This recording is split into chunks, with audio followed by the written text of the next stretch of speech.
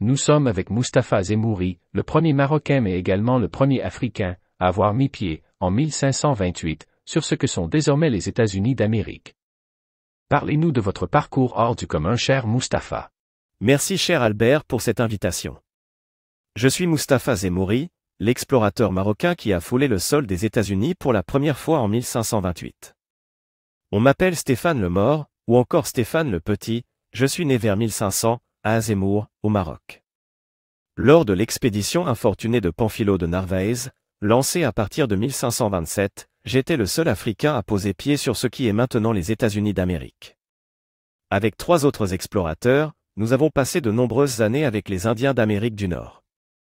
J'étais également un polyglotte remarquable et j'ai été capable d'apprendre rapidement le langage des Amérindiens. La conquête des États-Unis d'Amérique n'a pas été facile, mais j'ai joué un rôle important en traversant l'Arizona et en pénétrant au Nouveau-Mexique. Mais votre parcours d'explorateur a visiblement pris une autre direction, celle d'un guérisseur. Pourriez-vous nous en dire plus? En 1534, mon destin a pris une autre direction en devenant un guérisseur vénéré par les tribus amérindiennes que j'ai rencontrées sur mon chemin. J'avais une fine connaissance des plantes médicinales, ce qui a été d'une grande aide pour l'expédition espagnole. Je suis fier d'avoir été un explorateur emblématique de l'Amérique du Nord, et d'avoir contribué aux relations séculaires entre les États-Unis d'Amérique et le Maroc. Je rappelle cher Albert que le Maroc a été le premier pays à reconnaître l'indépendance des États-Unis, en 1777, et à l'occasion de la célébration de l'amitié entre les deux pays en 2021, l'ambassade américaine au Maroc m'a rendu hommage, comme étant le premier Marocain connu, à avoir atteint les États-Unis. Malheureusement, ma vie d'explorateur a pris fin en 1539, lorsque j'ai été tué par les Unis des Awiku.